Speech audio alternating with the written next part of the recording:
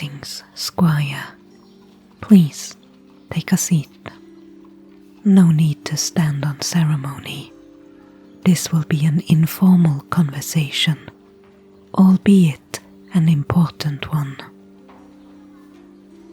We are relieved that someone could answer our summons so quickly. It seems that most members of your order are far from the capital, on some quest or other, except you and your master, Sir Percival, and we were told he was indisposed at the moment. No need to look so worried, Squire. You do belong to an order of errant knights, after all, and errant knights wander. That is their purpose, to travel the land, protect its people, and seek adventure. Although we would prefer if your order kept a slightly stronger presence in the capital. One injured knight and his squire is hardly sufficient when the crown calls.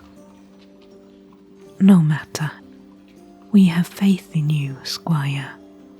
You seem more than capable enough, and we have summoned you here today because the crown has a quest for you.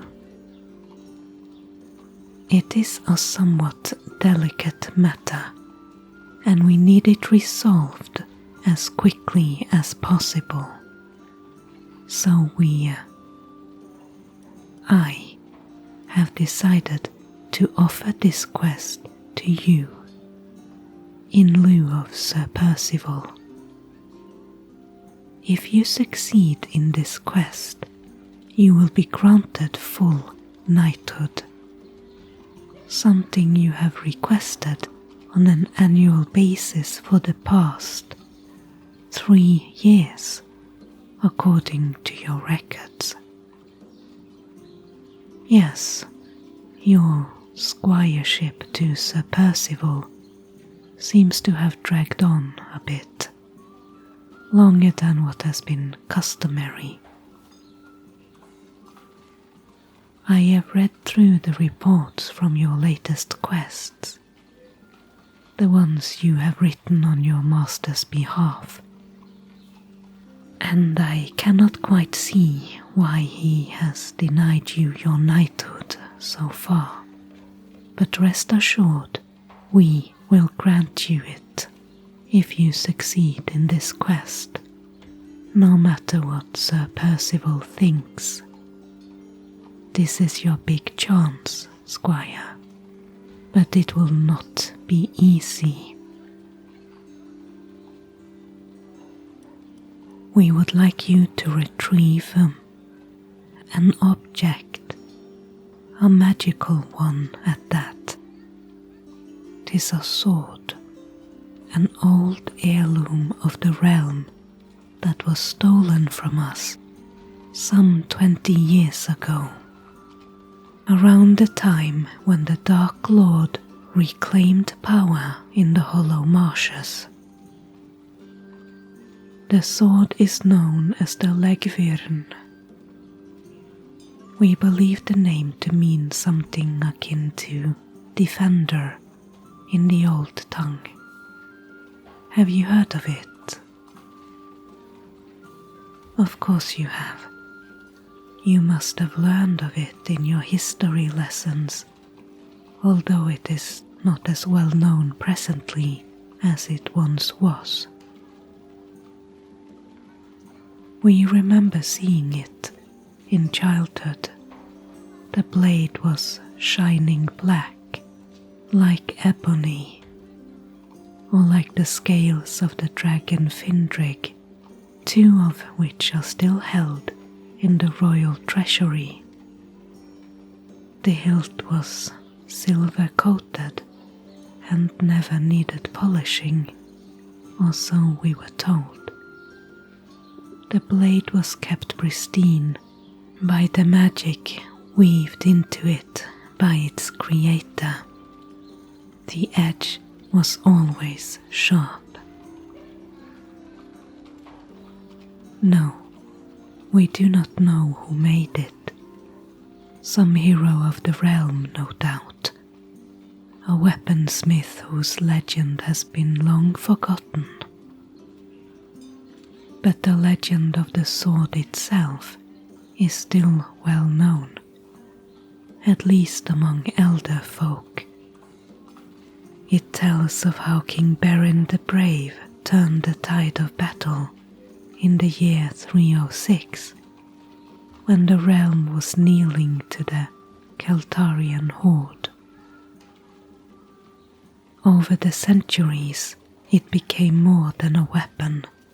Each ruler bore it not merely in battle, but as a symbol of authority, of kingship, a living emblem of the realm's enduring strength. In these troubled times, it is sorely missed. With Sindral advancing from the south, and news of more insurrections along the coast every week, we can no longer accept that such an important symbol of office is in the hands of an enemy of the realm. The sword needs to be reclaimed.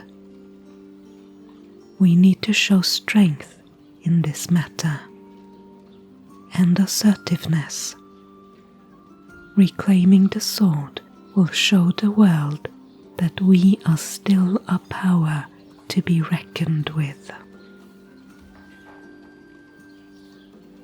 We expect this quest will be a dangerous one, and we do not take that danger lightly.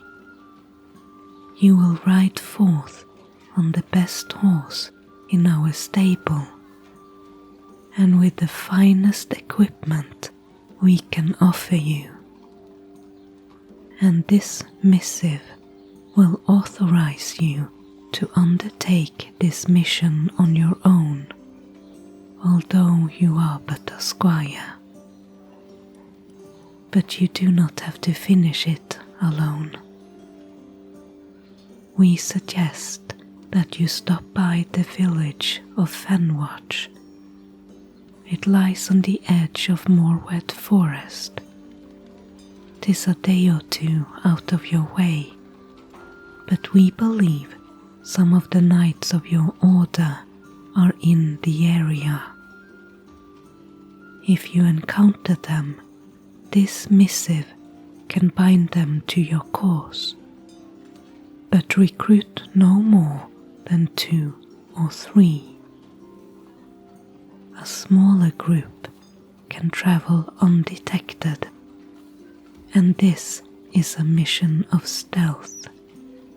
You must remain hidden from the Dark Lord's forces. We do not have the power to challenge them unless we send the bulk of our own army into the marshes and leave the realm all but undefended.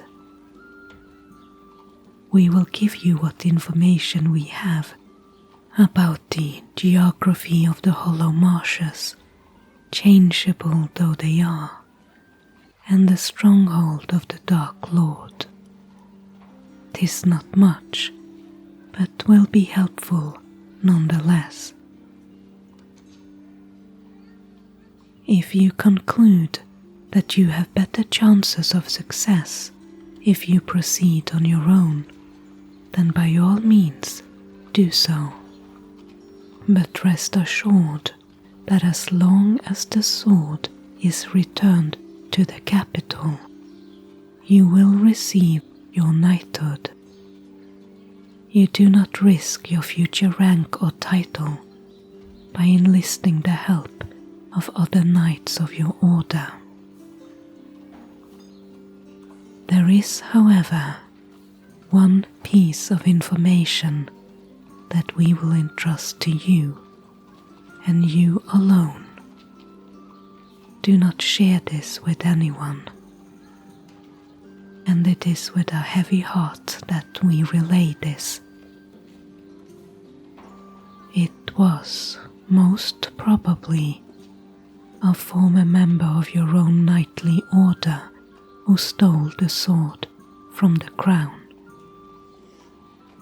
As the present Dark Lord rose to power and reclaimed the old citadel in the marshes, one knight and the sword both disappeared from the capital at the same time. Defection, yes, we believe so. An oathbreaker, a forsworn, a traitor, and most likely dead by now. But if not, this defector might still serve the Dark Lord, and that means that your order's tactics, training, and knowledge will be known to the Dark Lord as well. Whatever plan you devise, you must account for this possibility. Beware of traps and trickeries, and do not proceed in your usual manner. They might very well expect it. This is also why your quest should be one of stealth, but I will leave the details to your discretion. That is all the information we have to give you. We will pray for your success and safe return. Go now, brave Squire. May honor shield you, and valor light your path.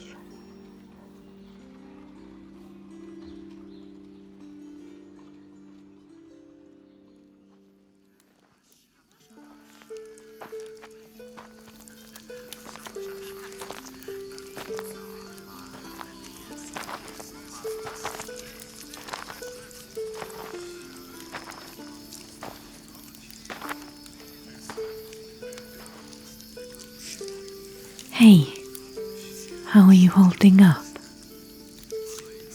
The others are asking about you. Why don't you come join us? Not interested, huh? That's fine. I'll stay here for a bit then. Keep you company. I brought you a drink. We call it Nightfall, but with a K, you know.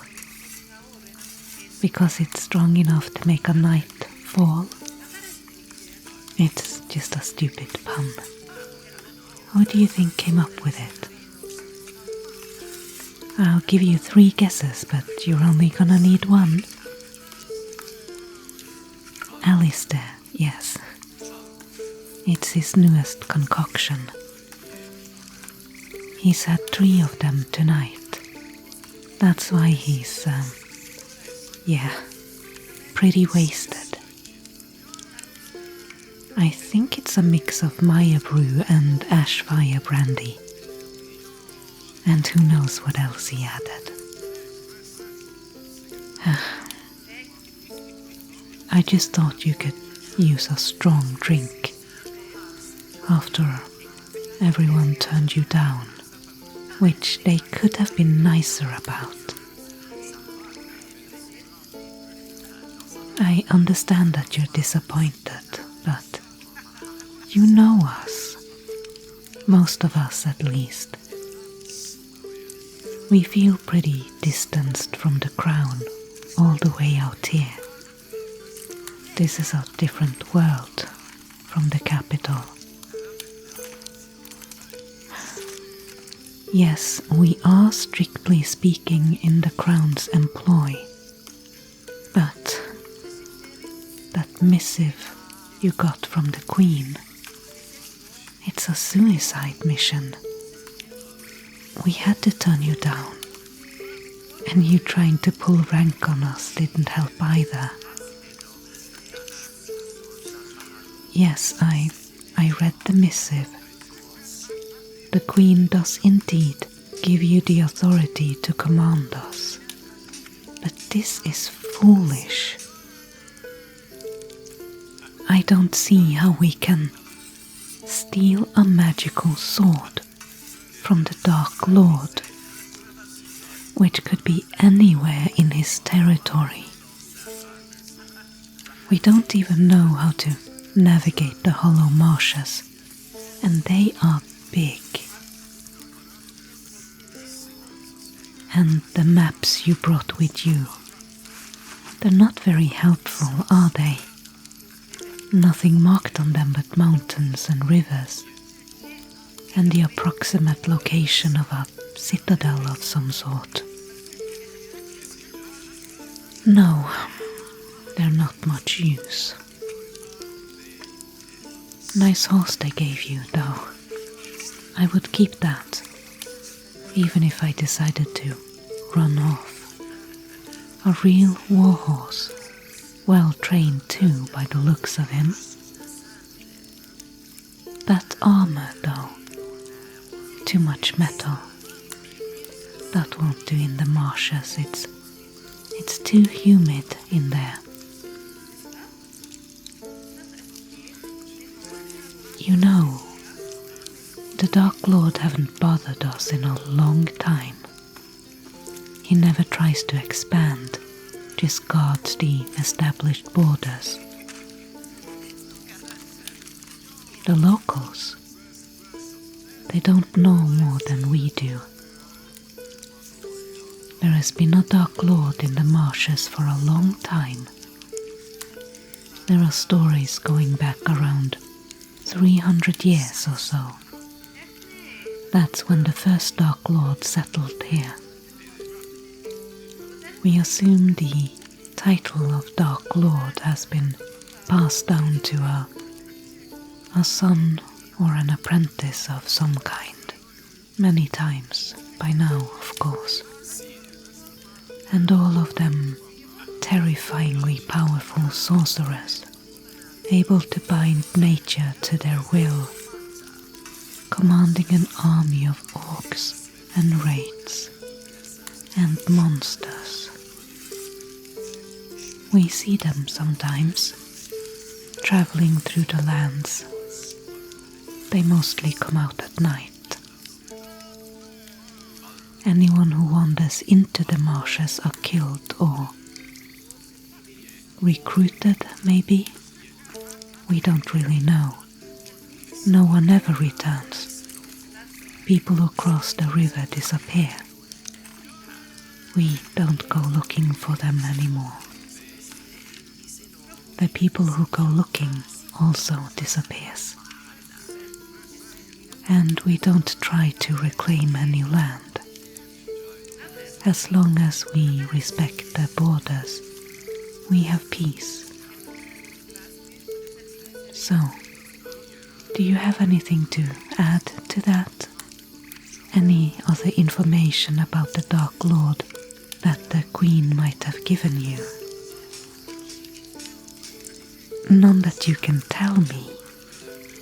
What does that even mean? Classified? I see. Well, I will not risk my life for something that you cannot even tell me. I'm sorry, old friend.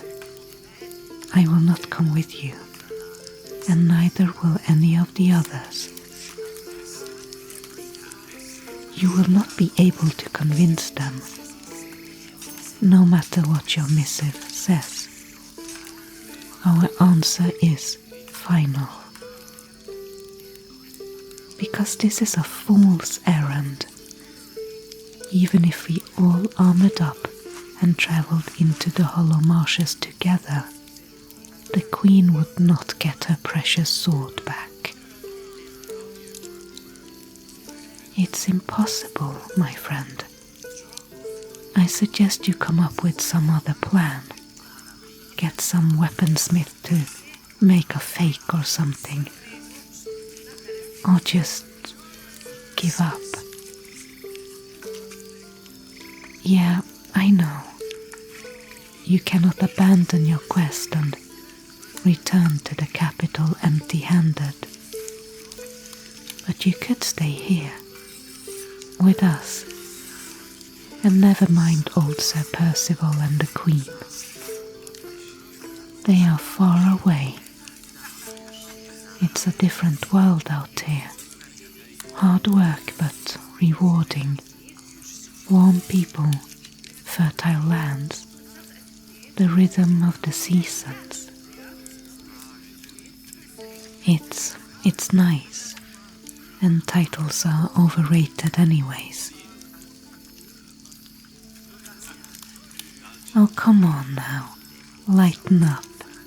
It's not the end of the world. Join us back at the fire pit, or go enjoy the harvest festival. This is a nice little town. It's worth exploring. There's a fortune teller in that tent back there. Very mysterious. There's food stalls. One of them sells candied fruit peels. You always loved those. Or you can stay here and sulk over things that you cannot change anyway. Fine, sulk it is then.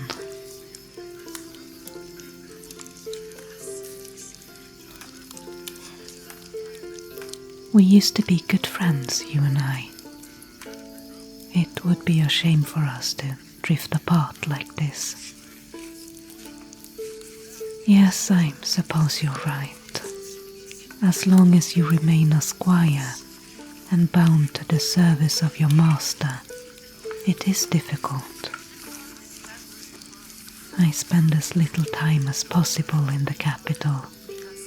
We all do. Life is better on the road. But Sir Percival has to stay in the capital this year. He lost the draw. Is he still mad about that? Yeah, I'm not surprised. But someone has to stay, in case the crown summons us. Which actually happened this year. It must suit him very well to be able to send you on errands, or to answer summons on his behalf. Yeah, you're right. It isn't fair. We started our squireship at the same time, and I was knighted 2 years ago now. Not good enough. I don't believe that for a second. You were always better than me at all the practical stuff. Sparring, riding, pathfinding, maintaining your equipment too. You never seem to tire of the boring stuff. No, you were good. I mean it. You still are. You just lack a little bit of practical experience, and that's your master's fault, not yours. What else did the Queen say? She promised you your knighthood upon the completion of the quest. That's one way of getting it, I suppose, posthumously. If you do this and somehow survive, you will certainly have earned it. What was she like in person? The Queen. No, I've never met her.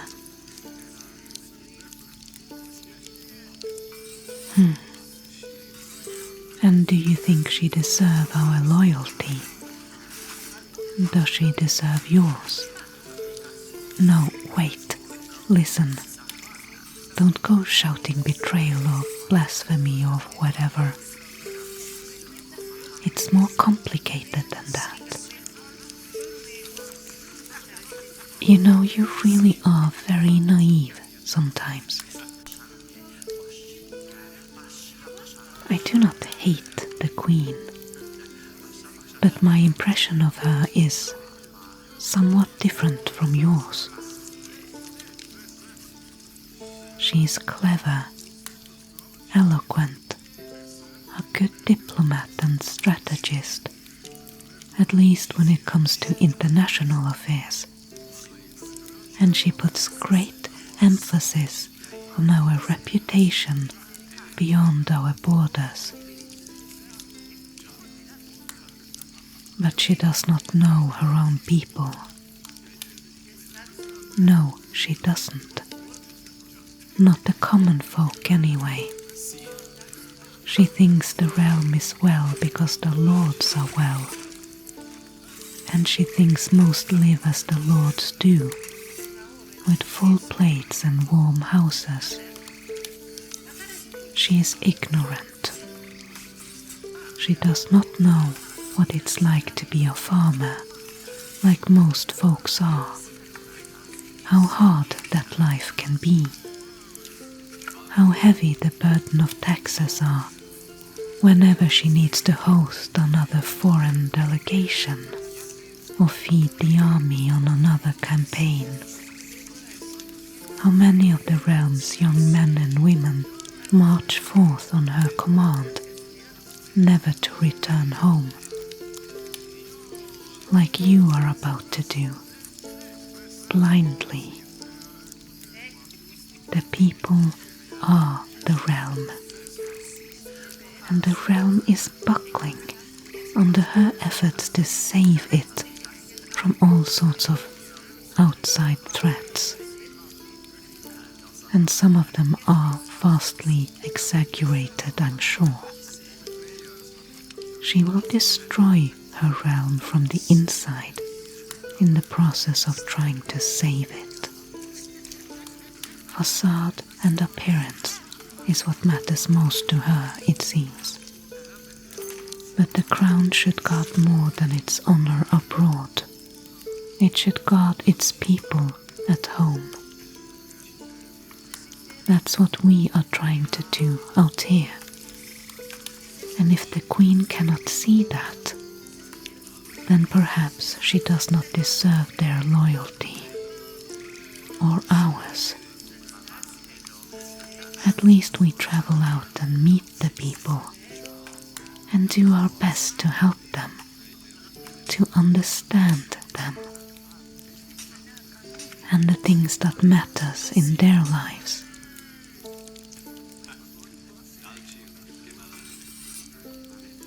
I helped a farmer rid his mountain pasture of a pack of wolves last week.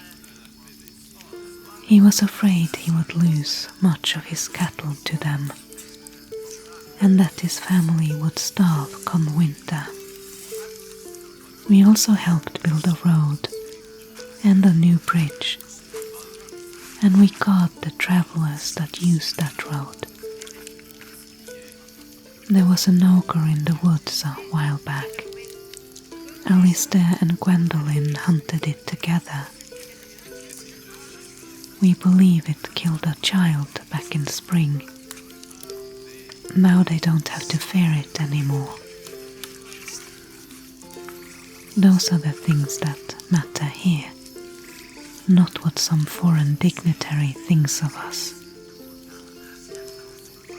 So you'll excuse me if we mostly avoid the capital and don't take the Queen's commands too seriously.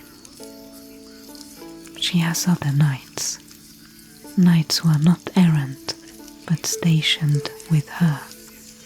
She can send them to their deaths if she so wishes. And we can continue to serve the people and have a bit of fun along the way. Enjoy life while it lasts. I have said too much. Again. Casimir is right. I am too honest for my own good.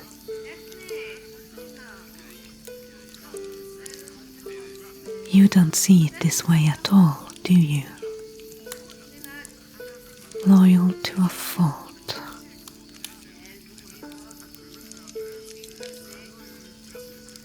I should get back to the others. I hope you'll stay a while and enjoy the festival, no matter what you choose to do in the end. And in spite of being so disappointed in the rest of us. But go visit that fortune teller. She told me a few things that I had no idea how she could know that about me. Maybe she'll surprise you too. Give you a change of perspective or something. And you're always welcome to join us back at the fire pit. We're still roasting up more chicken. Up to you. Right then, I'll leave you to it.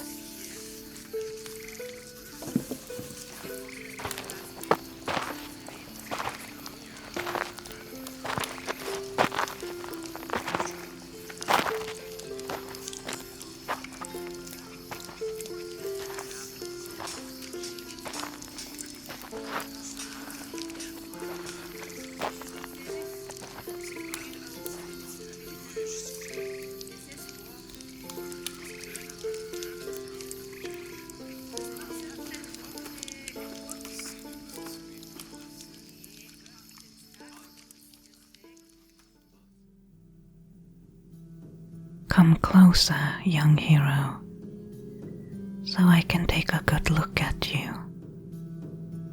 My eyes are not what they once were, but as my outer sight wanes, my inner sight grows stronger.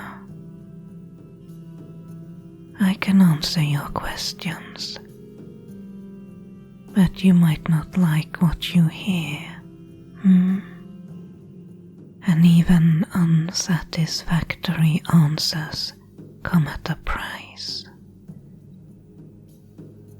For most people, I take 12 coppers. For you, a silver crown, no less. You look like you can afford it. And I dare say your questions concern darker things than the romantic fancies most young folk come to me with.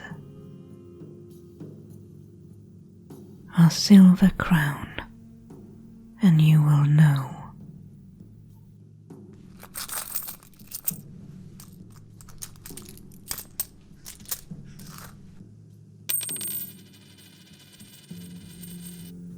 Good.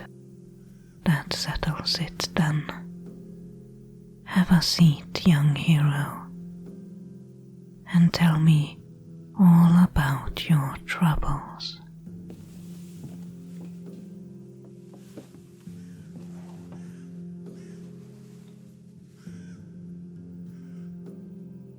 You are on a quest, you say, to reclaim a sword. A symbol of power, an heirloom that was lost long ago. And you want me to tell you where to find it. You want to know where to go next. Or do you just need a bit of courage to go on? Some reassurances from an old woman.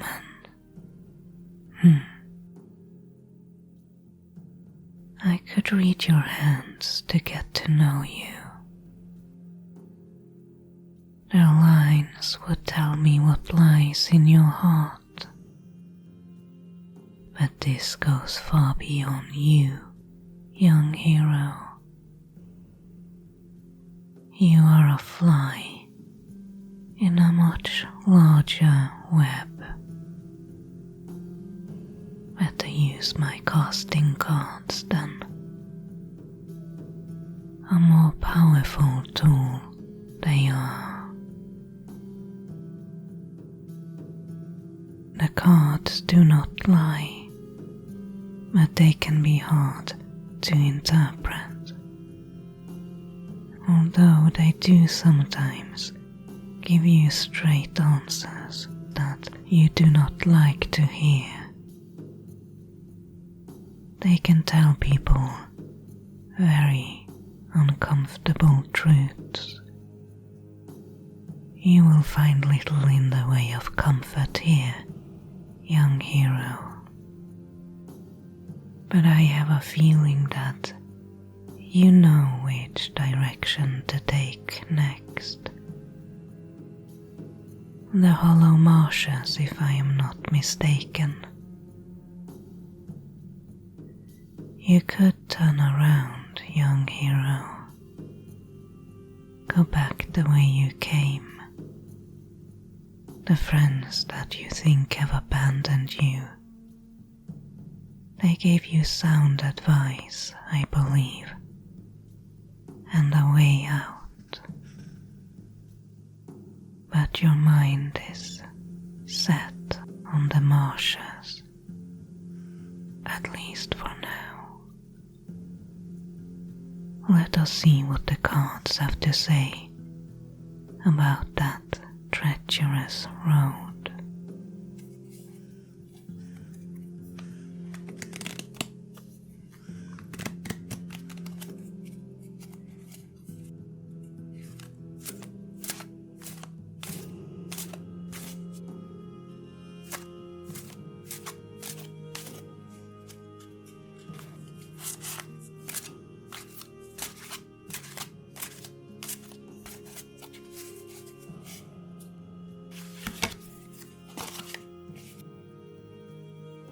Cut the deck.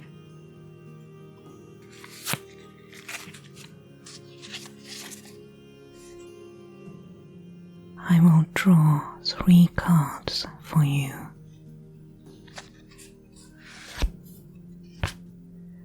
One card for the past.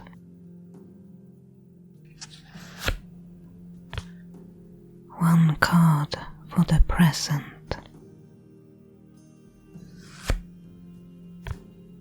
One card for the future. First, the past. What has already come to pass, but still influence the present.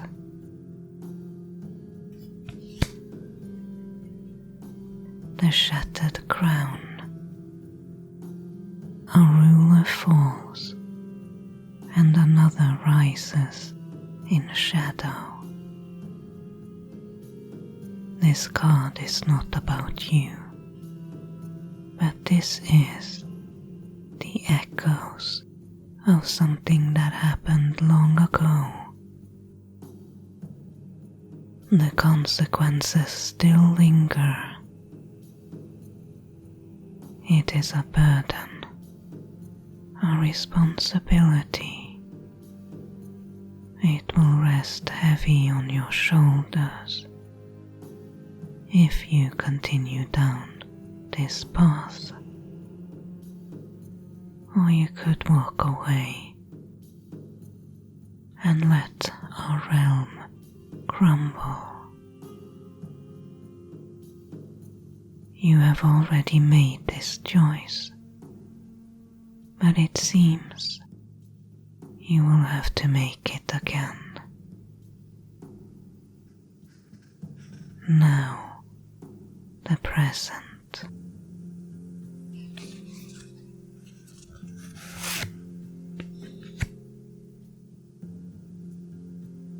The turn clock.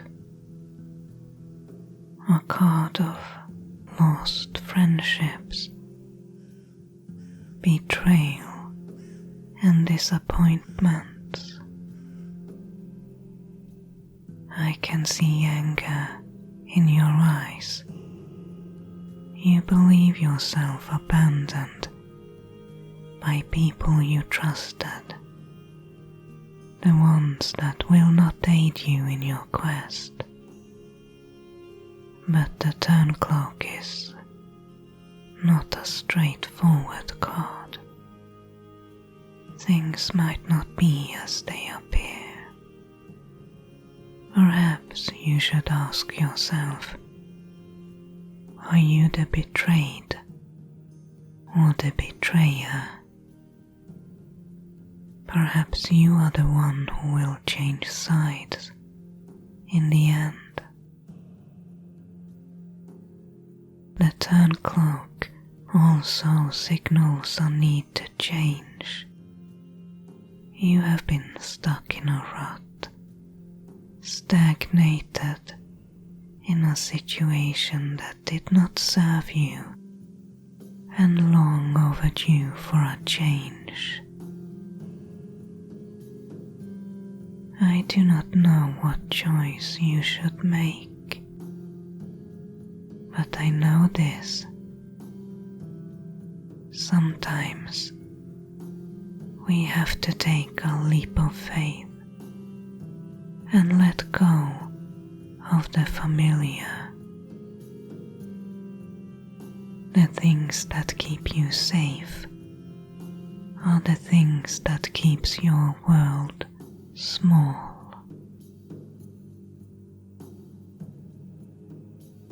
And then the future, what has yet to come to pass.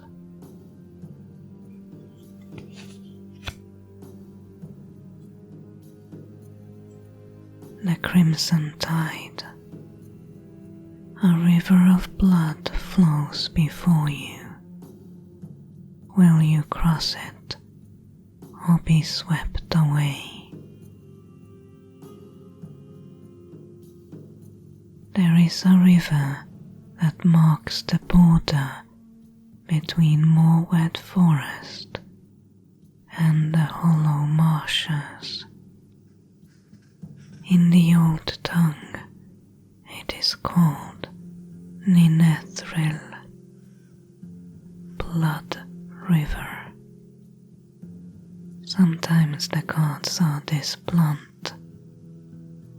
The crimson tide, when drawn for you, young hero, can only mean this river. I have seen it, for I forage in Moorwed Forest, but I have not dared to go too close. Crossing this river will seal your fate. The Ninethril is narrow and wild in most places, and there are no bridges. But the real danger lies in who guards it. I see 2 women. Or are they creatures of the wild, hunting there? Pale skin and sharp teeth, women of great power. You will have to defeat them, or convince them to let you pass. What will happen to you beyond the river, I cannot see. The hollow marshes are hidden from the minds of men.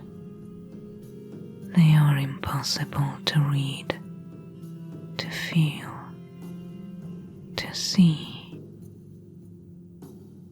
But there is one thing I am certain of. From the moment you stepped into my tent, I knew you are bound to a fate greater than yourself, and the sword you seek is part of it. Yes, the sword will find its way to you, if only briefly. But which end, the point or the pommel, that I cannot say. And this is all that I can tell you. It is not too late to change your mind, young hero.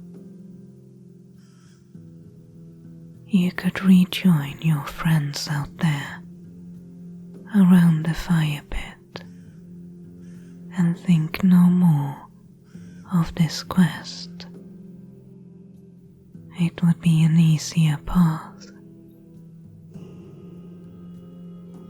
If you do continue, I dare say you will encounter my daughter in the woods. Before you come to the river, yes. She's there most days. Fancies herself a witch, that one. If you come across her, give her this.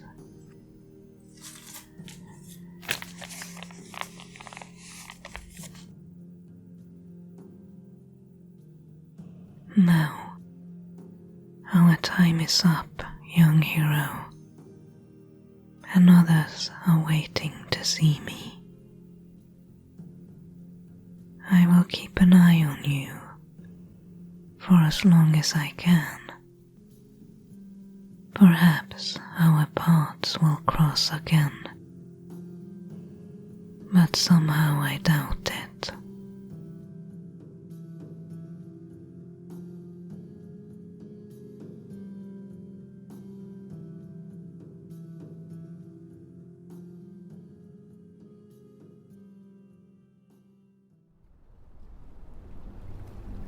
Hello there, stranger.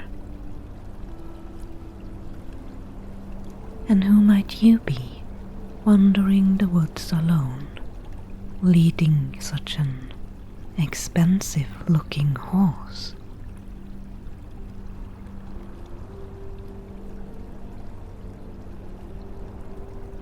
A squire, you say, and on a quest, no less. Where is your master, little squire? You should not be wandering these woods alone. People around here don't do that. Because it's dangerous, that's why. There are witches about, and worse things as well, not too far from here. I might be one of them, for all you know.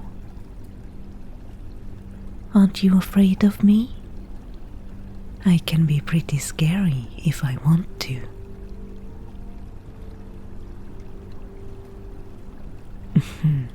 Perhaps you're right. It's not me you need to fear around here. Have you lost your way then, Squire? You look a bit lost, yes. The village is back that way, if that's where you're headed. Not looking for the village. Where are you trying to get to, then? The marshes? Are you sure that's where you want to go? Why? What's wrong with you? Lover left you, lost a bet, hunted by the law, perhaps? Or have you just gone all bonkers lately?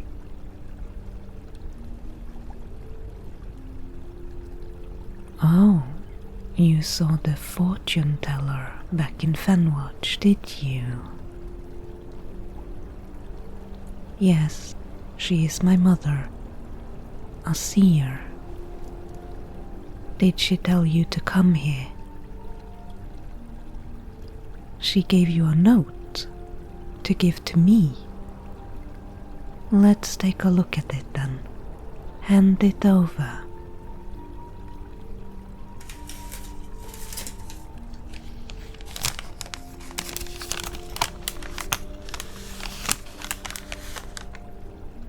Stop mucking about and help the young hero, you doofus. Typical.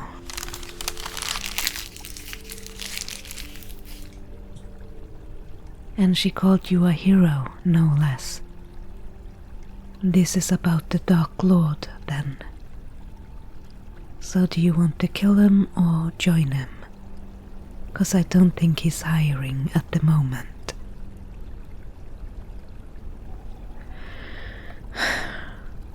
Yes, fine.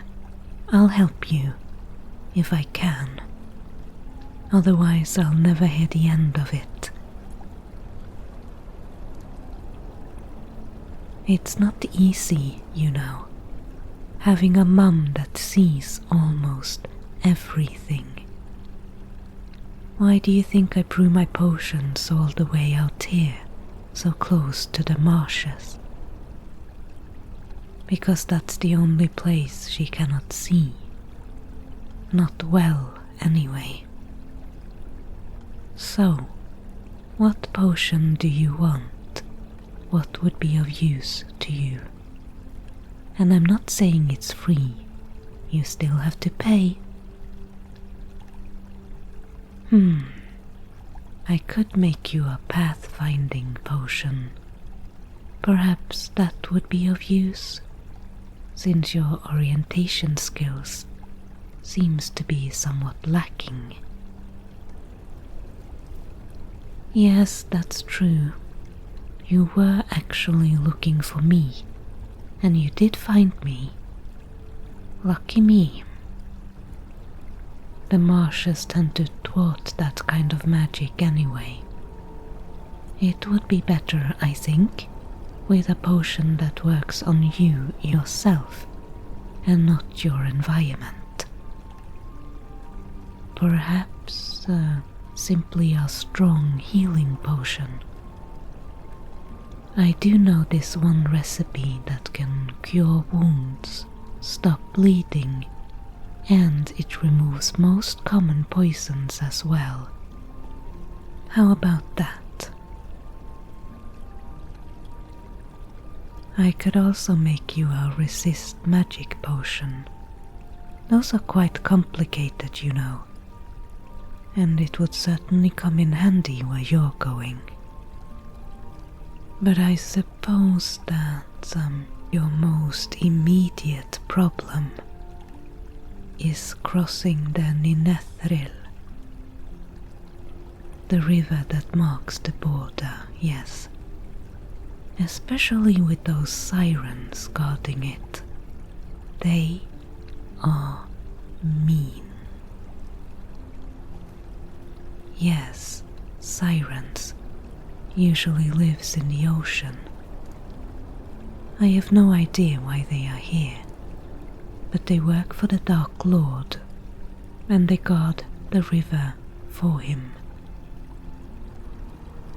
Oh yes, they're very dangerous. If the sirens get hold of you, they'll drag you under for sure. If you die before you even cross the river, that would be a terrible waste of a perfectly good potion, and I would hate for my work to go to waste like that. Let's make you something that can help you cross the river instead. Unless you'd rather try to make up a story that the sirens might believe, Yeah, that's a terrible idea. Let's use a potion. That way, you can die in the marshes instead of in the river. Where's my potion book?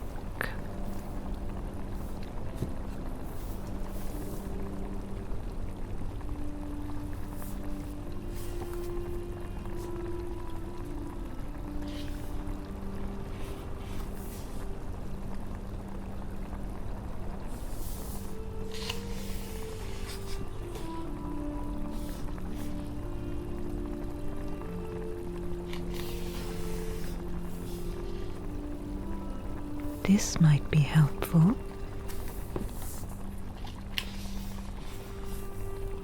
And this one too. I'll let you choose. Would you like a potion of water breathing or one of water walking? It's a wild river. You could easily drown in it, even if it were sirenless. So which one will it be, brave hero? You want both? Oh, what a demanding customer I've got. Well, if you insist, but I want your horse as payment. I will take good care of it, I promise. It's not like you can bring it with you. Even if you manage to get it across the river, it will just get stuck in the marshes and drown there, all Artax-like. No deal, huh? I have another suggestion then. You leave your horse with me for now, and I will look after it for, let's say, a month. And if you have not returned by then, the horse belongs to me. And you get both potions, yes. Is that acceptable to you? Excellent. Oh, I'm pretty sure I get to keep the horse, because no one has ever returned. But our deal is struck, so shall we get to it then? My cauldron is already magically aligned, enchanted and simmering. I was about to make a potion of invisibility when you arrived. Now the base can be used for you instead. No, you can't have a potion of invisibility. I don't have enough ingredients for 2, and I still need to hide from my mom, okay? Here, hold my potion book. You can read, right? Good. You can read me the ingredients then, and the amounts. We can start with the water-breathing potion. What's the first thing we need then? Mermaid skill moss. Yes, I always have some on hand. That would be the core breathing essence, to make your lungs work like gills.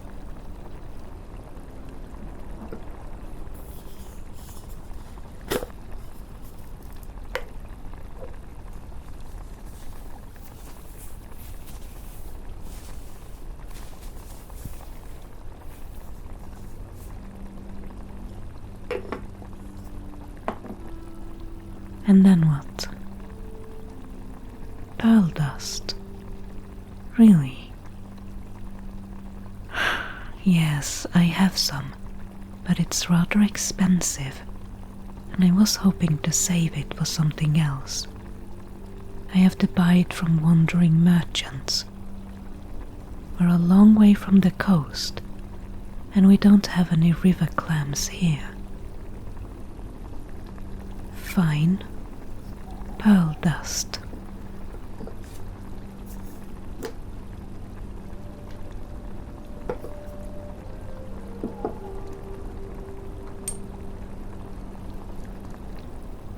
And the next one, moon water.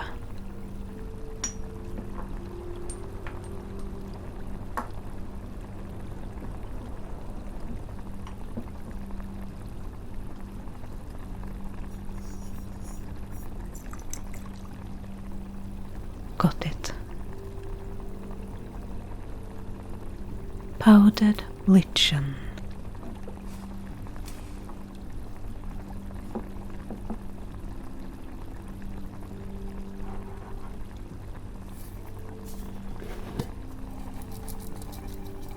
Check.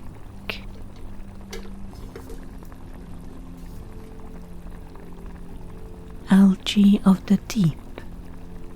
How am I supposed to get my hands on that? I've got some green goop from the shallows. That will have to do. It's what I've got. Don't worry about it. The recipes aren't that particular, I don't think. Besides, there is such a thing as intuitive potion making, and my feminine intuition tells me that the green goop will work just fine.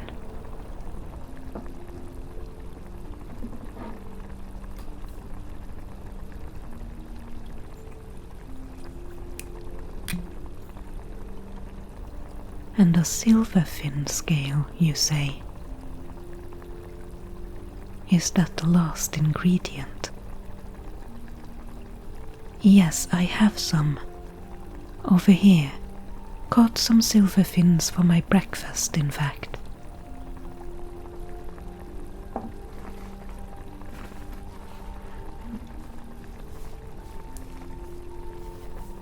There. That should do.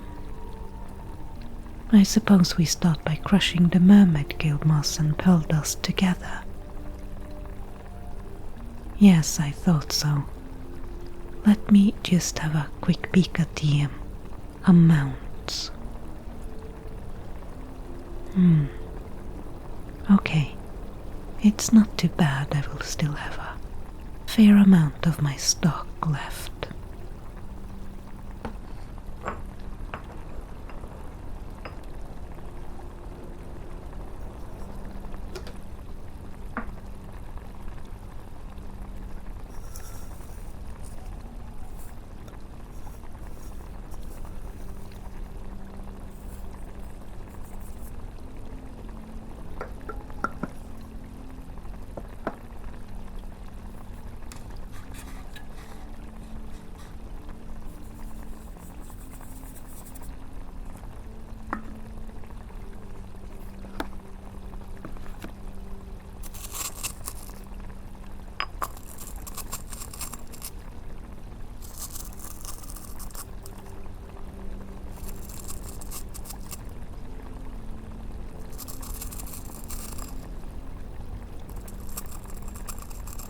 Once I was looking for the feather of a caladrius, for its healing properties. It took me ages, and finally, when I was very close to the river, one suddenly flew overhead. Then I found a feather in the moss, and I thought it must be from the caladrius. So I used that for the potion. It was a potion of regeneration, or that's what I tried to make anyway. But the customer who'd ordered that potion just ended up with diarrhea.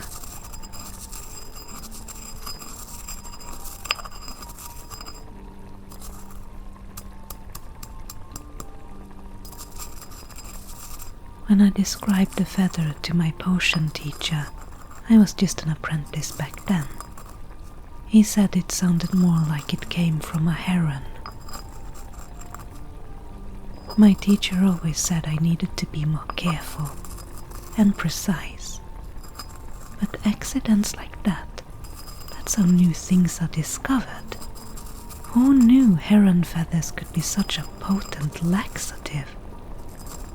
That recipe has been very useful for me since.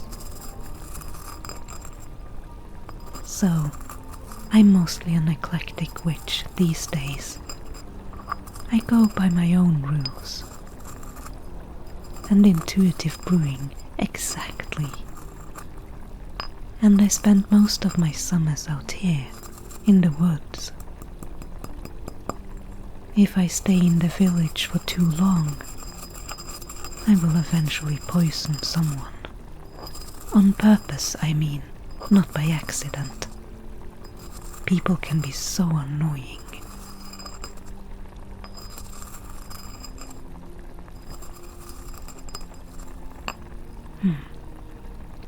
That should do it. Sprinkle it in and stir clockwise, am I right?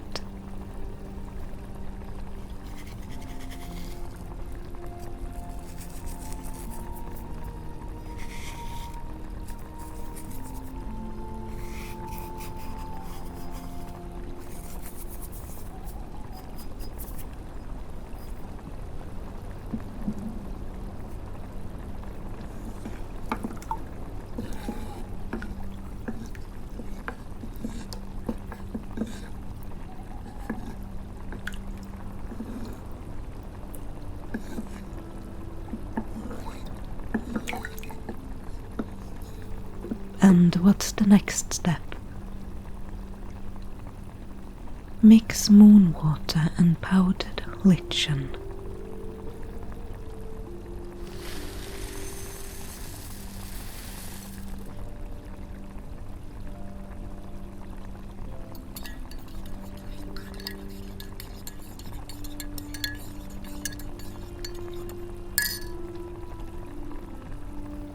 In it goes.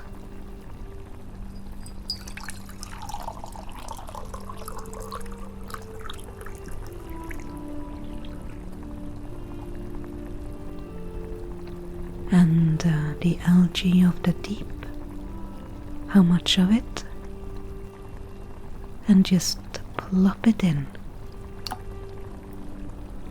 Perhaps a bit more.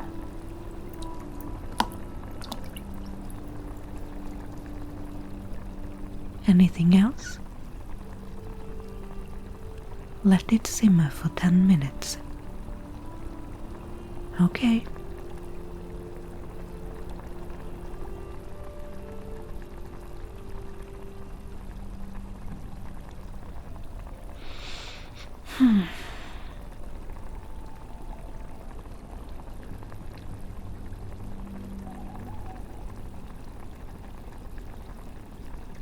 Let me ask you something. Oh, never mind. You don't know anything about magic.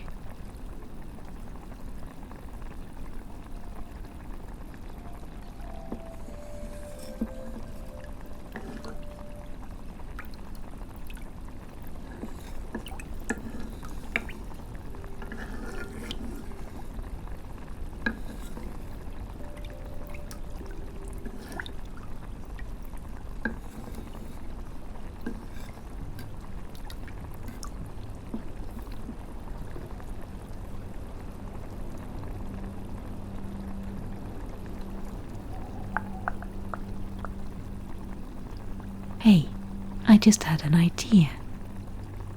We could combine the two potions.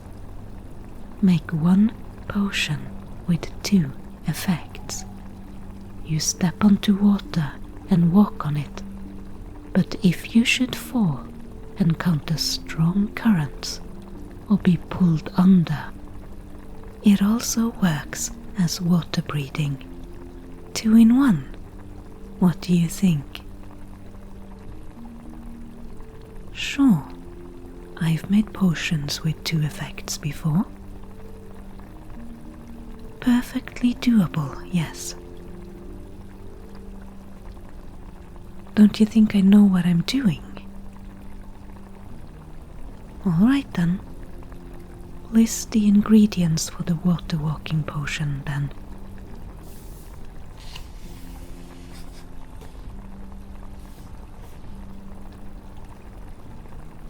Liren root. Here it is. Is that about the right amount? And does it need to be chopped or pulped? Chopped, okay.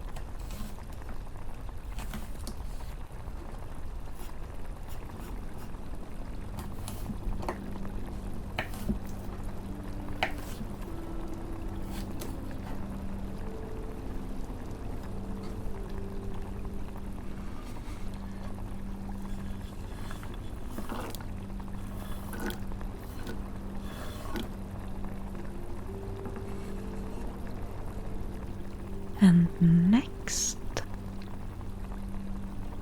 puffball spores. That would be the core buoyancy agent, I bet. Oh, I have plenty. This forest is full of all sorts of mushrooms at this time of the year.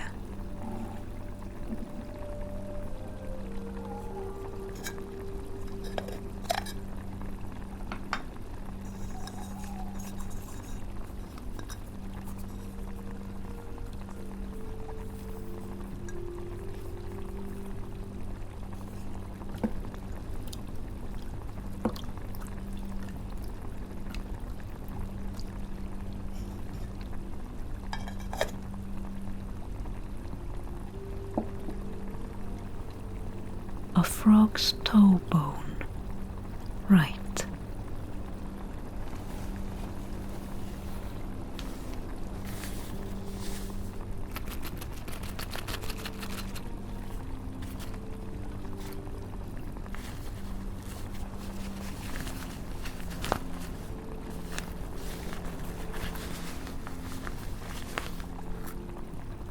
Just the one? Okay.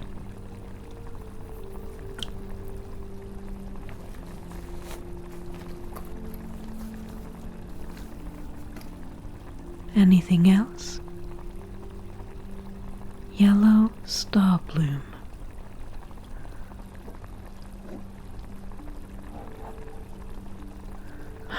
Yellow star bloom, yellow star bloom.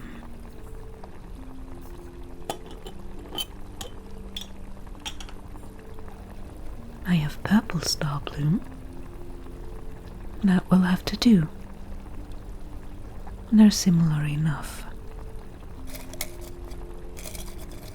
How many? 1, 2, 3, 4, 5.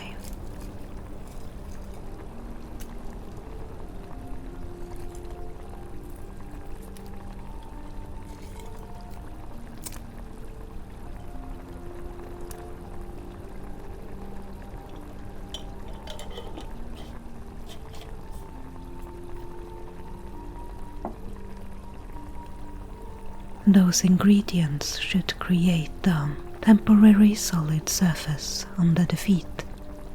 They blend water binding, buoyancy, and gravity-defying magic. Yeah, it sounds like it will work. Are we done then? One more ingredient. glimmer dust. I should have guessed. Very basic but useful. Yes, it's a common ingredient in many potions. It stabilizes, binds all ingredients properly, and makes the potion effect last longer. And the amount? Doesn't say. I'll just add a pinch then.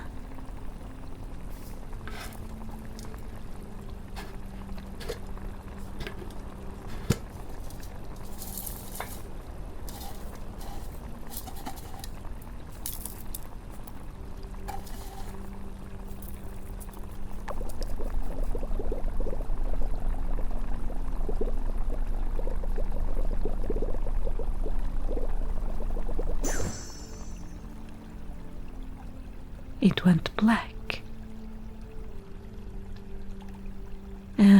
That's probably fine.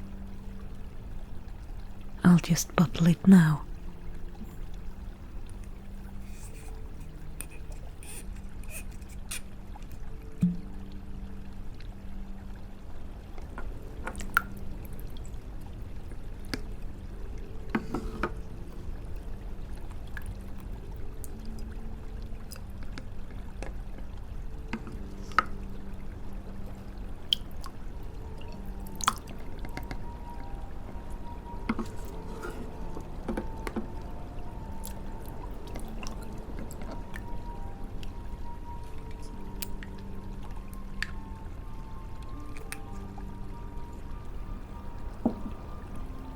Here you go, a potion for a horse. A fair trade. Good luck to you then, and watch out for those sirens. They're probably hungry.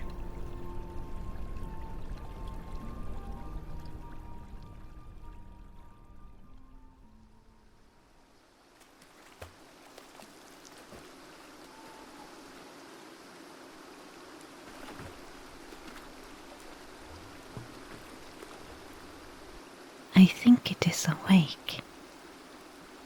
I'm not so sure. It was on the water for a while before we got it out, but it does seem to be breathing at least. Should we poke it? Last time you did that, you tore one open. What is it? Human, I think. Like most of them. They are very fragile and bleed out quickly. I like human. Me too. Very tasty. And they are best when they are fresh. Poke? Just once? Very well, but be careful. It squirmed. Yes, it does in fact seem to be awake. Happy, happy day. Its behavior was very strange, though. Did you see how it just walked into the river? Like it expected to walk on the surface. Perhaps it wanted to die. Perhaps. Or it could be blind. And deaf.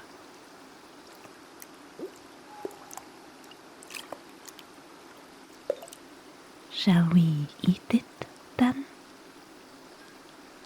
No, sweet sister of mine.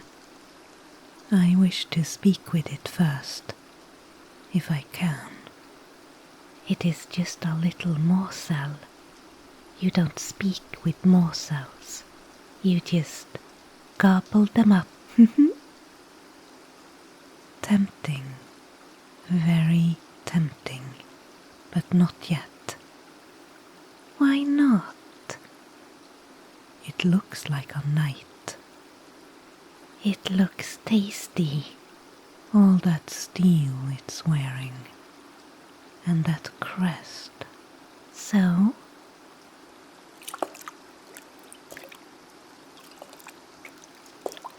The boss was angry last time we ate one that looked like this. Very angry. We should ask Parnetha, just in case. But I'm hungry. You can always eat some fish. Boring. Patience, sweet sister. Don't wanna be patient. No, that's not your strong suit, is it? Not wearing suit. You will get us into trouble again. The boss is already displeased with us. We need to change that, not make it worse. So control yourself, sweet sister. Do you want to be part of the problem or part of the solution? I wanna be the whole problem. Most of the time you are. Listen, do you really want us to live in a frog pond or a teeny tiny puddle? You want the boss to give the river to someone else. Don't like froggies. Let me speak with it then. Could go back to the ocean. You know very well that that's not an option. Not after what you did. You got us both banned. Maybe they forgot?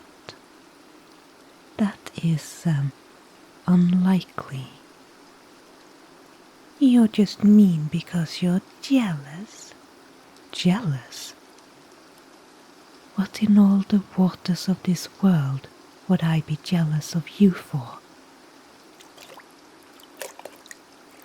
Because I got all the pretty freckles and you don't got a single dot. Oh, for the love of all that is wet and humid. Listen, sweet, sweet sister.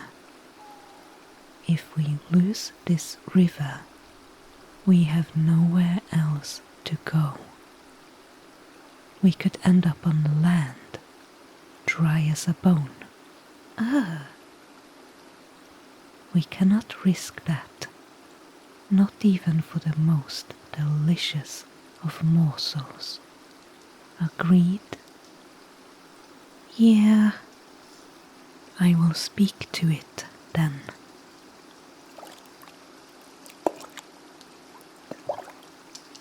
Human, wake up. Open your eyes and look at me.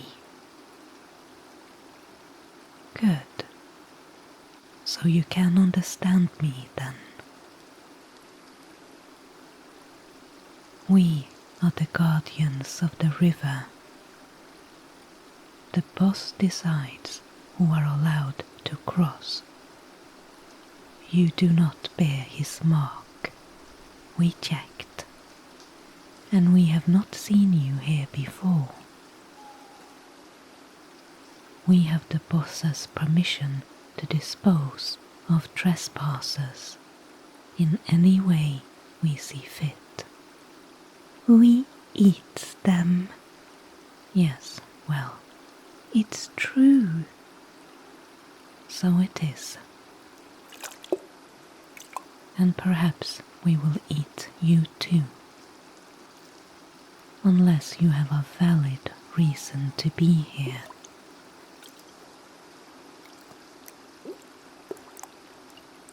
Do you have business in the hollow marshes? An appointment?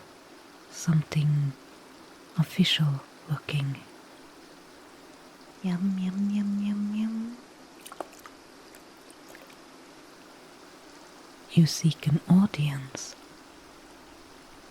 On whose behalf? Who do you represent? Yum, yum, yum, yum. Nash and tear, flesh so sweet. You belong to the Order of Drakmorin. Yes, I have heard that name before. Wandering Knights. You are not the first of that order to pass into the marshes, although the last one was many years ago. Perhaps Soft, soft flesh and sharp, sharp teeth. Oh, shut up.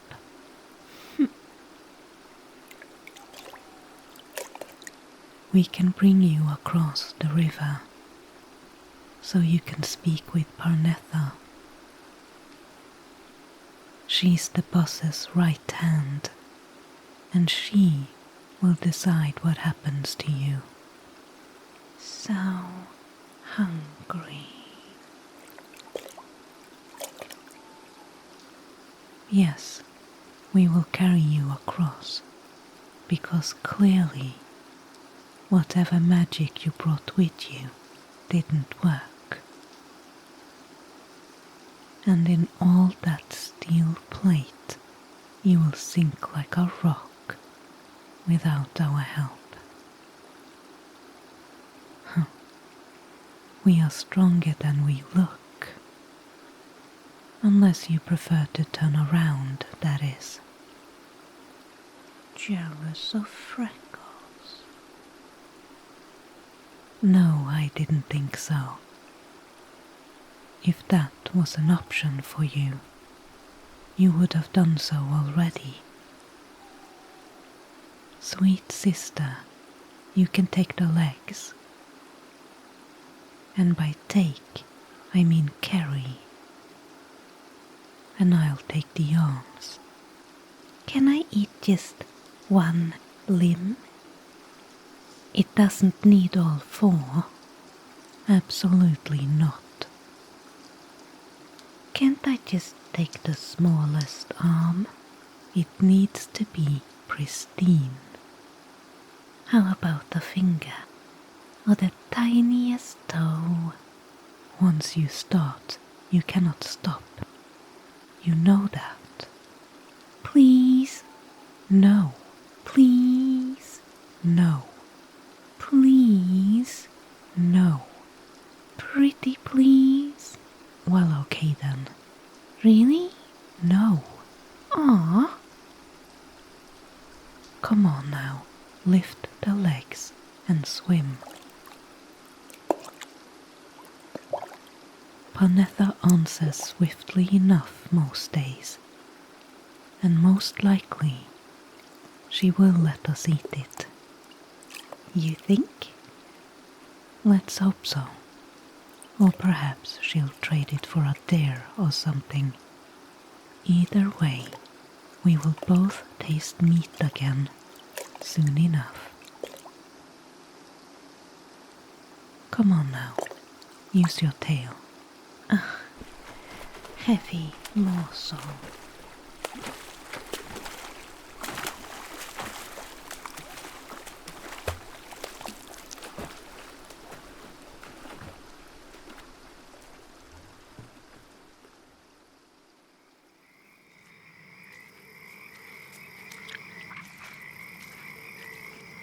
Careful where you step, Sir Knight. Stray from the path, and the ground might not hold your weight. Or it will not let you go, I should say. It will pull you under, yes. What the marshes gets hold of, it tends to keep. You can trust me, Sir Knight. I will not lead you astray. My task is to guide you to the Dark Lord. For an audience, a conversation, an interrogation. I do not know, but I will bring you there. Those are my orders. I will carry out the Lord's will, as always. Devoted, yes, I am. I belong to this place and to its ruler. You wonder how long I have been here. My whole life, Sir Knight. I know no other place. Born here? No.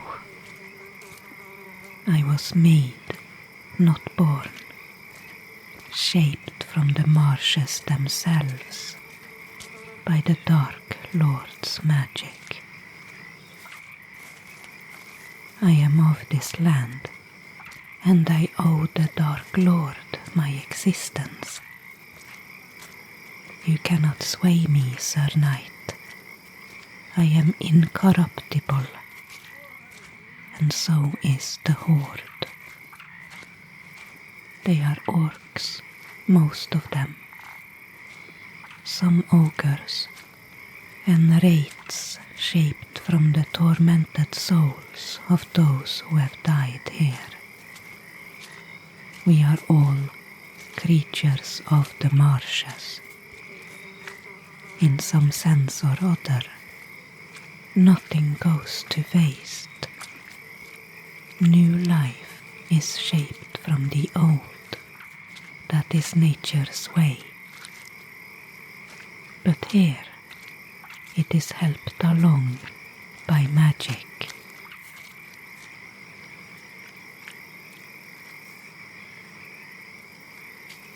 I sincerely hope that you have not come here to make trouble. The Lord would be very disappointed in you if that turns out to be the case. The Dark Lord have been very fond of knights in the past. That is the only reason you have been granted an audience. It is rare these days for anyone to seek out the Dark Lord. The Sirens have not summoned me to the river for decades, I believe. There have not been any knights in the marshes since poor Sir Elwyn, but never mind that.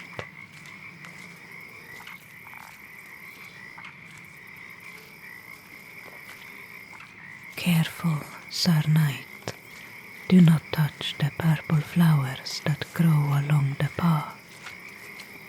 They are beautiful to look at, but best left where they are. They will not kill you, but upon touch they will burn your skin with a sticky excretion meant to trap and devour little bugs. You are too big a prey for them, but their excretions will burn terribly for an hour or two, and I myself would prefer not to hear you scream for that long a time. My ears are rather sensitive, you see. To be on the safe side, Sir Knight, I would advise you to touch nothing at all while you are here.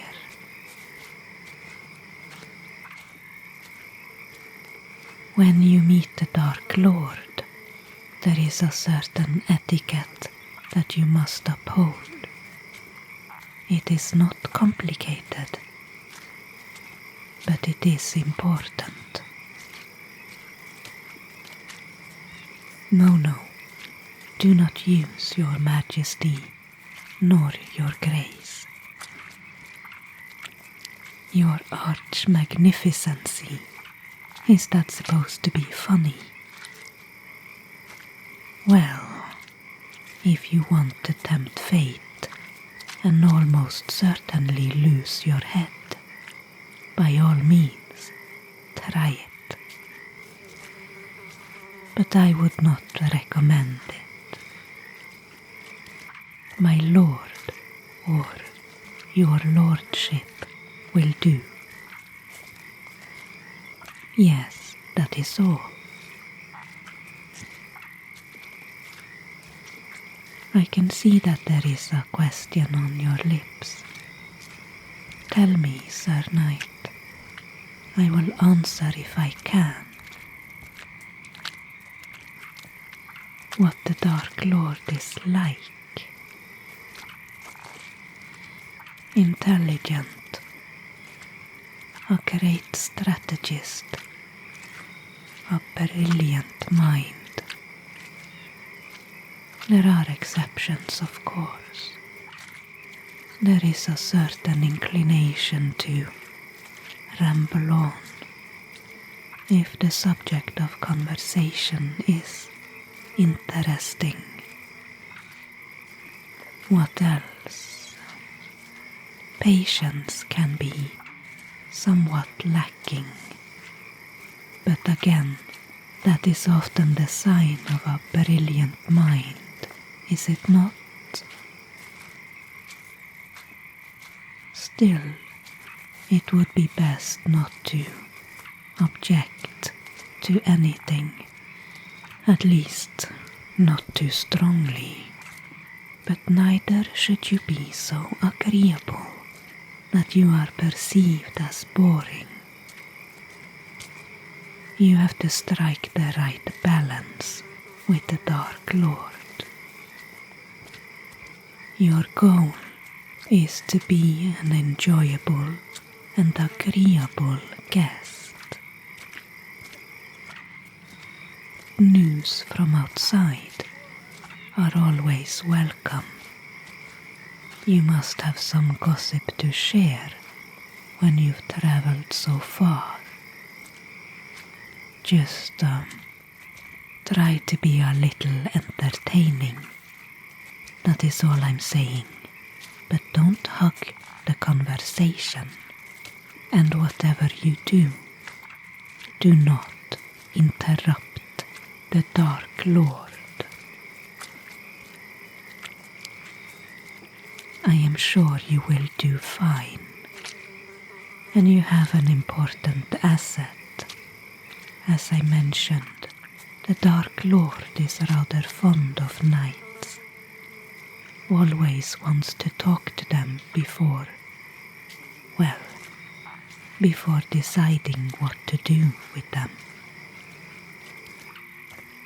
No, I am never present during these audiences, not with knights, nor paladins. I will present you to the Dark Lord, then leave. Your conversation will be private. I do not know what you will talk about, what questions you might be asked, what tests or trials there might be. There is not much more I can say to prepare you, Sir Knight. But I am certain the Lord wishes to know why you have come, and to hear news of the outside world. We do not travel much these days. We keep close to our own borders. Oh yes, there is a citadel, but it is rather old and ramshackle, and half sunken into the marshes. I do not think our architecture will impress you. Oh, the citadel does not need to be a secret. Without me, you would be lost, Sir Knight. We are not easy to find without a guide, and your maps are less than accurate. Nevertheless, the citadel is well defended. Ogres at the gates, orcs patrolling, and the raids come out at night. But the Dark Lord will speak with you alone. That is the way it is always done when a knight or paladin arrives. Yes, we are well aware of the risk. There is always the chance that you are here to end the Dark Lord. In that case, you must be well aware of the consequences. If you try, you will never leave, whether you succeed or not. Oh, now and then a hero will try, a willing sacrifice for one monarch or another, one realm or another. You are not the first, Sir Knight, and I am sure you will not be the last. In fact, the Dark Lord makes a point of facing such challengers alone. For the fun of it, I believe. And the Dark Lord always wins.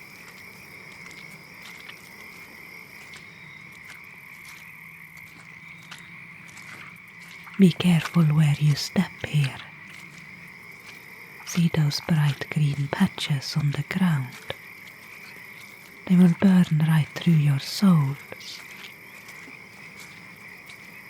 Some years back, we experimented a bit with some of the native flora. More specifically, a small meat-eating plant related to the one with the purple flowers, yes. I believe the scientific name is Devorantis magna mortiflora. We call it the hackmaw.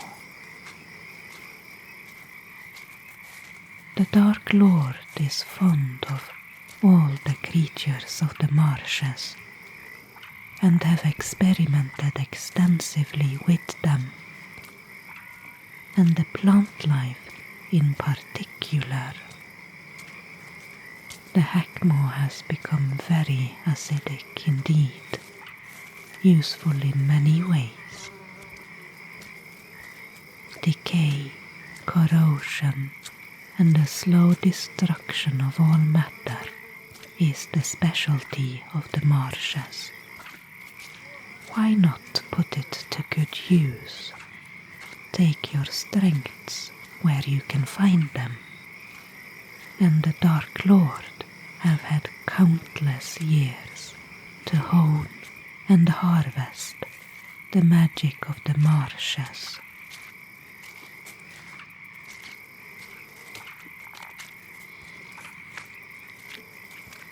It is not far now, Sir Knight. We are approaching the citadel. Can you hear it? That low rumble. It is the sound of the horde. The orcs have gathered. They come and go and hunt in the marshes as they please. But a fair amount of them are always gathered at the citadel. Stay close to me, Sir Knight. We do not want you to end up as an orc's supper. Not before your audience, anyway. What happens afterwards is of less importance. Stay close and you will be safe enough. Come along now.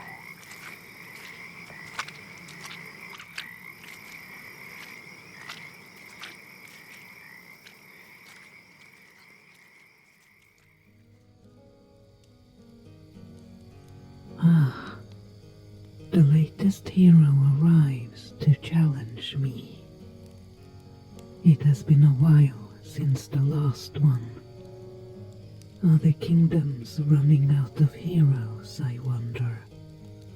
Or did you have a hard time finding your courage, Sir Knight? Whatever. I'm so tired of this.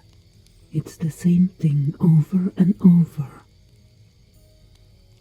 Hang on. Let me just, take my helmet off. Man, this thing is heavy.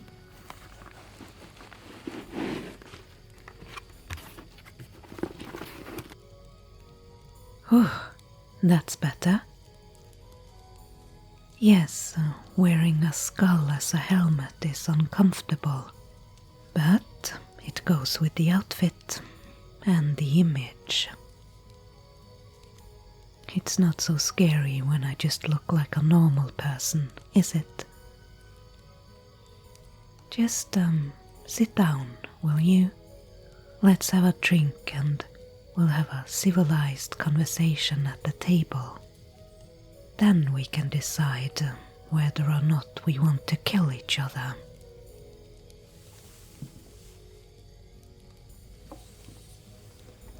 Would you like some tea? No? You probably think I poisoned it. Very well. I guess swamp tea is kind of an acquired taste anyway.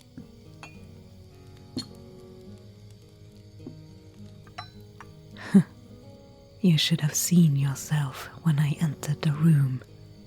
It looked like you were about to shit your pants.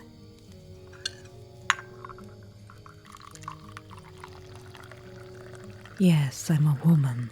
What gave it away, smarty pants?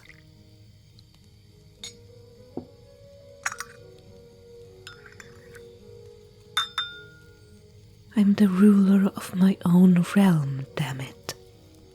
Can I not bestow the title of Lord upon myself if I wish to? I think it sounds better than Dark Lady, you know. Dark Lady just sounds vaguely mysterious. I don't want to be mysterious. I want to be intimidating. That's the whole point, in fact. Yes, I'm sure lots of people think I'm a man. Morons. They need to broaden their minds. But that's enough about me for now. Tell me about yourself. What brought you to my doorstep? The Queen of Darena sent you to get what? The sword. And why would you just tell me that? I bet she wanted this to be a stealth mission, didn't she? Sneak in, sneak out like a rogue. Why didn't she send a rogue then, instead of sending a knight that cannot seem to tell a lie, or even evade the question? Too late for lies. I suppose that's true. Well, I do value your honesty, Sir Knight, and I will be as frank with you as you have been with me. Here it is. The legworm. No, you can't have it. It's mine. What do you mean the realm needs it? it's a symbol, is it? Is that why you were sent here, all alone? To retrieve a symbol? Could she not have made a replica and pretended it was the real thing? Magic? There's not an ounce of magic left in this sword. Whatever it once had was depleted long ago. I mean, it's still a nice sword, well made and all, but magic? No. That's just an old story now. Used to give people courage, you know. Why I took it? I took it because it's mine. It was always mine. Besides, it has sentimental value to me. Defender. The Queen told you the sword was named Defender, as in Defender of the Realm. Not even close, no. Legwyn means leg biter. It's not that deep. It's just a slightly cheeky name. Not even that funny, to be honest. The knight who took it, one of mine, yes, defected from your order, I believe. Sir Alwyn was his name. He served me faithfully for many years. I trusted him completely. That's why I sent him to get my sword back. He just pretended to return from a very long mission or something. And he was believed, yes. And after some time in the capital, he managed to gain access to the treasury somehow and took the sword.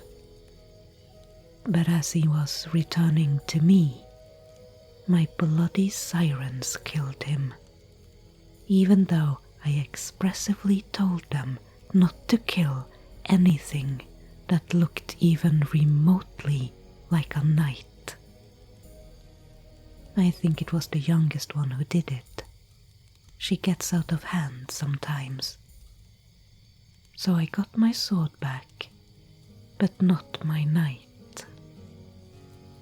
Poor Sir Alwyn. I really liked him.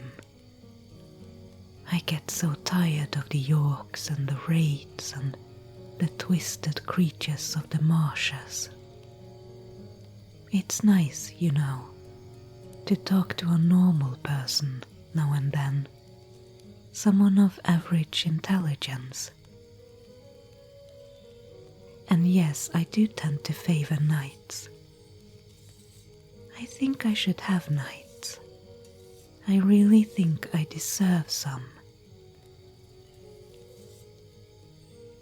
So, how about you? Would you like to become a dark knight? You know, I haven't had a single one since Sir Alwyn. And that is a good title, isn't it? Dark Knight. Sounds far more dangerous than errant knight. Personally, I think that the word errant just makes it sound like you've lost your way or something. You're just a squire. You have not yet been knighted. Then why did they send you? Are they running out of real knights? I haven't killed that many, have I? Surely you're not the last one. Only you and your master in the capital. The rest are wandering, you say, and your master hurt his foot. So, the Queen sent you here. She sent you to Fenwatch, to recruit others of your order to join you. And yet, you were the only one to reach me. Did the sirens kill them all? They refused to come. Too afraid of the Dark Lord, were they? I see. So the rest of your order don't like the Queen, refuses her direct orders, and avoid the capital. Sounds like sensible people. But, what does that make you then? Coming here all by your lonesome? Half brave, half stupid perhaps? Or just, blindly loyal? Perhaps, the other errant knights would be willing to change sides. What do you think? I always try to recruit knights if I can. But except for Sir Alwyn and a few others, I've had no luck with them. There was an order of paladins for a while, from Arbenlight, the kingdom to the north, yes. They came here to challenge me, one after another. Never more than one at a time. That seemed to be a point of personal pride or something. And they were all thoroughly brainwashed before they came, loyal to a fault, to the realm and to their god of light and purity or some such. There was no talking to them. Had to kill them all, poor sods. And how about you? Does your loyalty still lie with the Queen? After all you've been through? It's a different world outside of the capital, isn't it? You have your doubts then? About what exactly? Your Queen or your order? Or both? That's quite the pained expression on your face, little Squire. You don't want to speak ill of them, do you? By all means do. The knights are loyal to the people, you say, but not to the crown. And the Queen? What's wrong with her? Why does she not have the trust of her knights errant?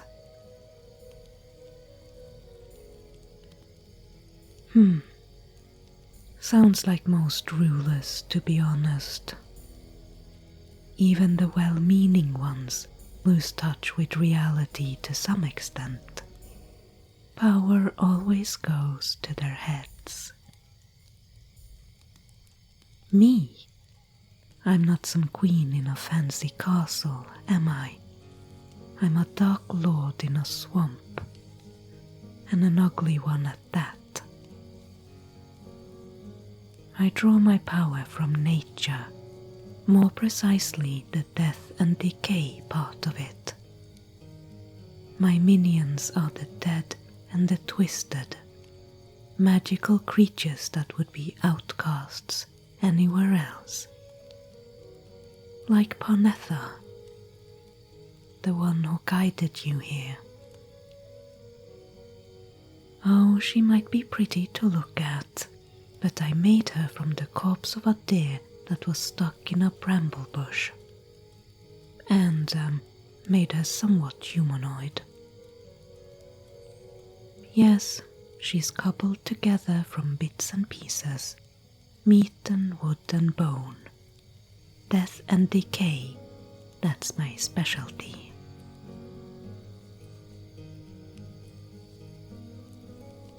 Instead of knighting you myself, I also have another idea in mind. It's one that I've been churning over in my head for a while.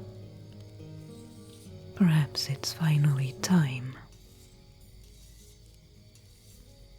How long have you been a squire? That long? Is that usual? It's not. So you're crap at it. You think you're rather good?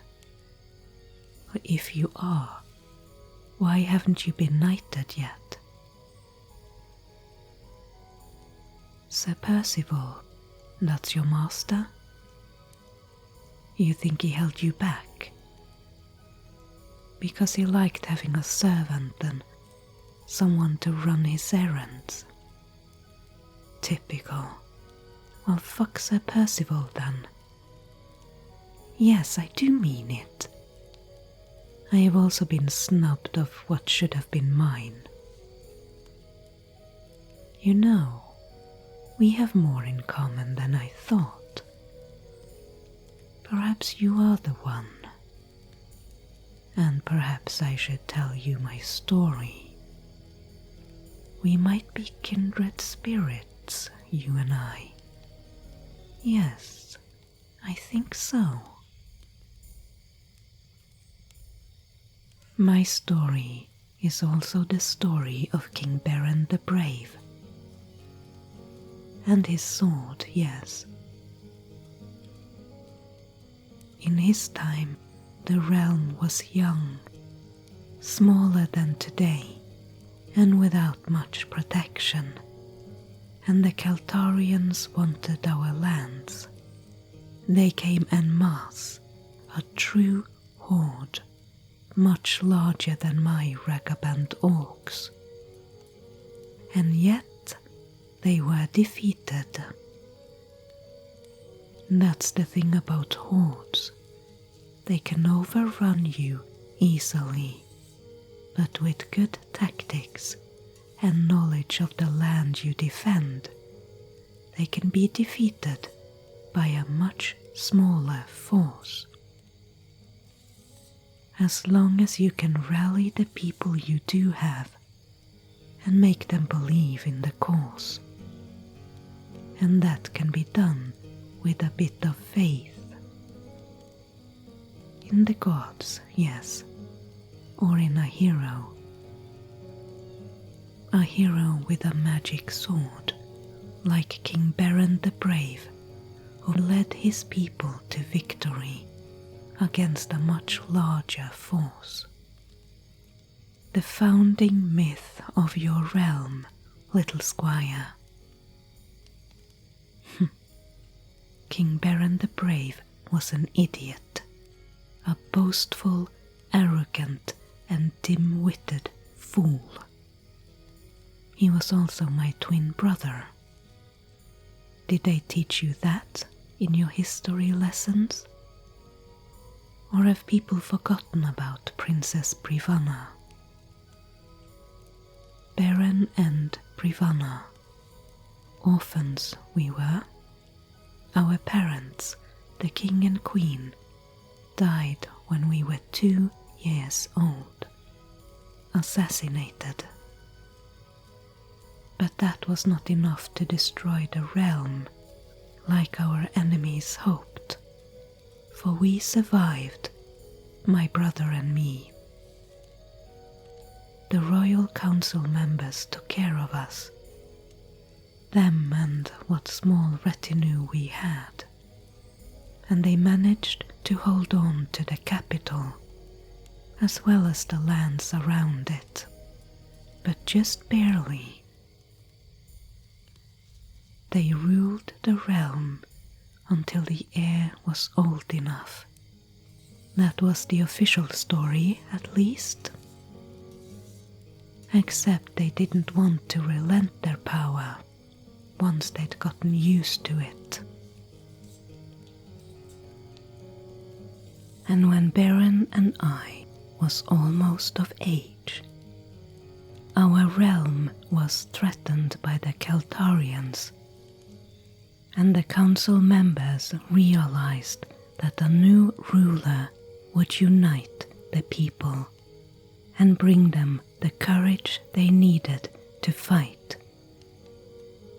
Not some vague, half-unknown politician, but a true hero, the heir of the last king and queen, who was still remembered fondly by many. So they sought out a weaponsmith of great renown, a woman who had, some years before, moved away to a remote village. She weaved enchantments into her creations. She was very talented. She made powerful weapons. And she made the legworm. It was supposed to rally armies behind its wielder and almost fight on its own. But there was a caveat. The sword's magic would only work for the heir, and it would only last for a year and a day. She was tired, the old master weaponsmith, tired of seeing what people did with her creations. She did not want the sword to fall into the wrong hands. And my brother took the sword and rallied the people and carried out the plan of the councillors to a T. He was a good fighter, my brother, and that's the only good thing I have to say about him. He was easily led. Through him, the council kept their power. He was their puppet for the rest of his days. And what happened to me, you ask? I ran away after someone tried to strangle me in my bed one night. Sent by the council, no doubt. Not a foreign enemy this time. I was a loose cannon to them, an element they could not control, like they could my brother. I had a magical talent. Ever since I was a little babe, I was trained for a bit before the war took all of our resources. After that, I kept practicing on my own. It saved me from that assassin, my little magic tricks. I was able to break free, and I ran away, because by then I understood very well that I was not wanted in the capital anymore. Yes, my dear Squire, I know very well that King Baron lived almost 250 years ago. Thanks for reminding me of my age. Yes, same Dark Lord all this time. The title has not been passed down before, not even once. It's always been me. When you dabble in necromancy, you can extend your life far beyond what I have done so far. It practically happens on its own, I would say, being around all this magic all the time. So, have you figured it out yet, Squire? Do you get it now? It is my sword. I was the eldest. I only took back what was mine. The sword was made for the heir, and I was born first. And if I can't have the crown, at least I should have the sword. Perhaps the people wanted a man, Perhaps that was part of the reason, at least. But I think it was mostly because my brother, that fool, believed anything he was told and obeyed the counselors always. That was not the case with me. I was strong-willed, you see. I was critical. I've always tried to think for myself. Baron was easily led, and through him the council could rule like before. And he was a good fighter. He didn't need magic to win. He was hailed as a hero, and the people followed him without any magic. The magic drained from the sword, unused. I still like it though. It's a very nice sword. Now that I have it back, and there is something like a knight here again, I think I'm done. I'm abdicating, leaving it all to you. Didn't see that one coming, did you? Most of the spite has gone out of me by now anyway, and a Dark Lord needs something to drive them. I'm tired of this. Tired of the marshes, of smelly orcs and dirt and decay. Yeah, I really feel like I'm done. Ready to retire. Have been for a good while now.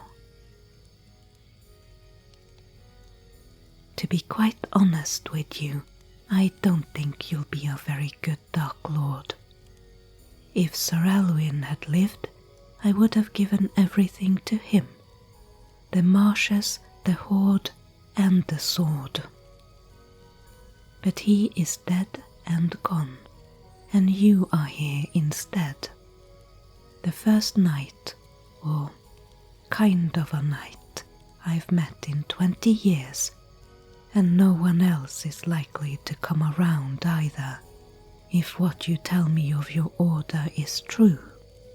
So it's you or no one. I really have waited for someone like you for an unreasonably long time, you know. You arrived quite late, Squire, so I won't stay here and train you. But I wrote some manuals while I waited. They're over there on the shelf. Some tips and tricks. How to manipulate the hoard, how to use the magic of the swamp, that sort of thing. So read those and that will be a start. Where I'll go? I'll settle on one of the southern isles, most likely. Open up a bar on a beach somewhere. No employees though, just me. I'm sick and tired of management. Keep the robe and the skull. Put it on whenever you speak to the horde. It's how they expect to see their lord. And you can pour all your guile and all your grudges into this.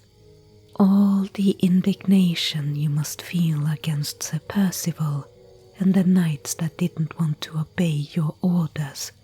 All the anger against old friendships turned stale, and well-deserved rewards never doled out, and respect owed but never given. It is your turn now, dear, neglected Squire, to rule this wretched place, to wield your own power.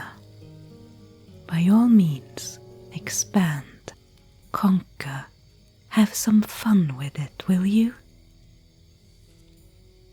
Oh, and one last tip before I go. That honesty of yours will be the end of you. Learn to lie quickly.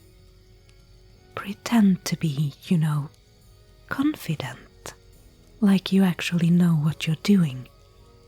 Read the instruction manuals and, fake it till you make it, I guess. That's what I had to do when I started out, and I didn't even have Parnetha to help me. So you really have a much better starting point than I did, even without the magical training.